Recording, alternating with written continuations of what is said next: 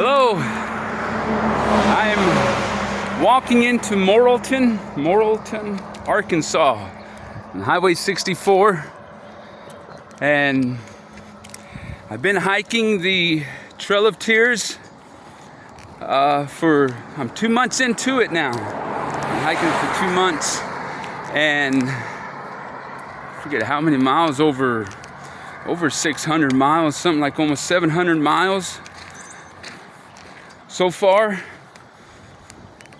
Prior to this, I've hiked the old Spanish Trail.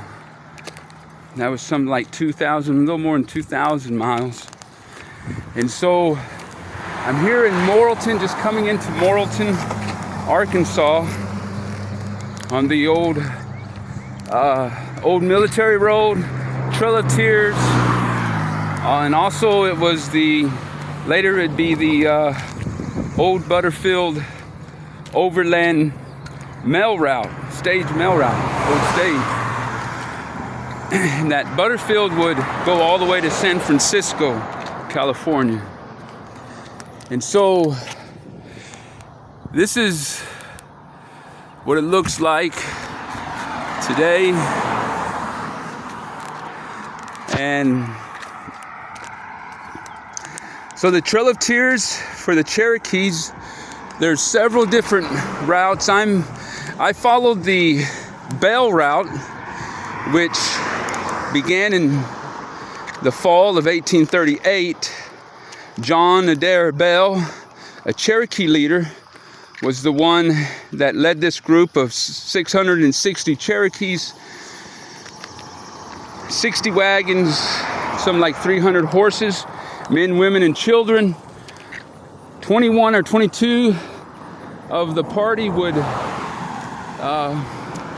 not make it to new territory, Indian Territory, present-day Oklahoma. They would die during the journey, and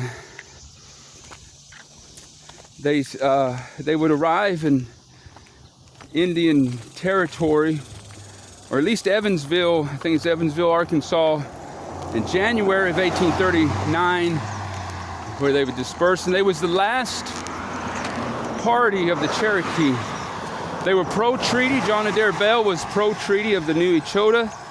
A lot of the anti-treaty ones, they went up north on the northern route of the Trail of Tears, and then they all came into Arkansas, into Fort Smith area, before dispersing into new territory. They took several different routes because they was wanting to keep the pro-treaty parties separated from the anti-treaty parties. They had military escorts. You had Lieutenant Dees, who helped on the Bell route. He also helped on the water route some. He was very involved in different parties, Indian removal parties. He helped on different ones. In this area, some of the water route parties would leave the water route and take the old military road into Oklahoma. So this is the Trail of Tears and the Butterfield stage. So I do these brief videos. There's several videos. I hope you follow the other videos, and where I just show brief footage of historical routes and historical trails, hiking the Trail of Tears. And I'm a little more than halfway completed with it, interviewing some people. And so I carry the gospel sign on my backpack: believe on the Lord Jesus Christ and you will be saved. And it's been an adventurous journey. Now I'm doing the Trail of Tears in the summer, they opted for the winter months or the fall season and into the winter months, and ended up being the worst winters that they had experienced. And a lot of them, because of the way that they removed them in such a horrific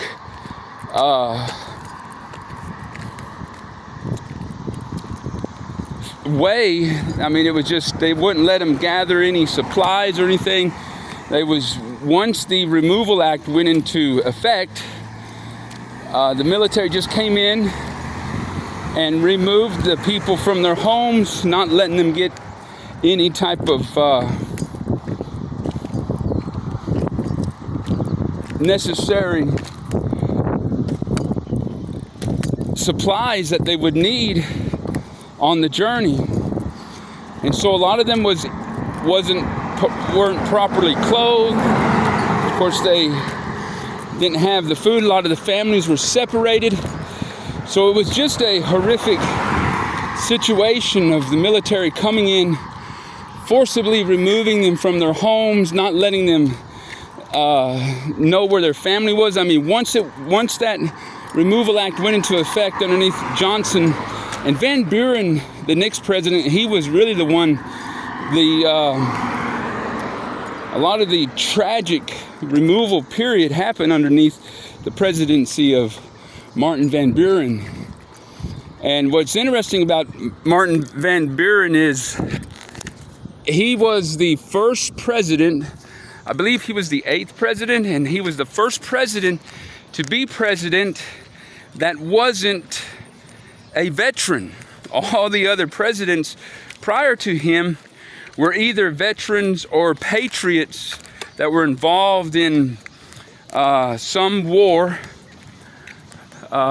during the early founding of the United States government. Well, what's also interesting about the Trail of Tears episode is Thomas Jefferson, even going all the way back to George Washington, they always had plans, and they was always working on the agenda of removing the tribes from the east to the west. Of course, they wasn't considering the western tribes, that there was tribes already out west. And they would remove a lot of those tribes into Indian Territory, western part of Oklahoma later on. But Thomas Jefferson, after the Constitution and the Bill of Rights, the rights of man were outlined in those documents, those famous documents and papers, those rights would be denied to these tribes. And it's interesting because Thomas Jefferson would make the observation that the tribes have rights as people, but the country is in need of land, and the settlers need land. And so the needs of the people superseded the rights of the tribes, the rights of the people. Needs came before rights. And that's interesting and important to understand, because that is where you get eminent domain.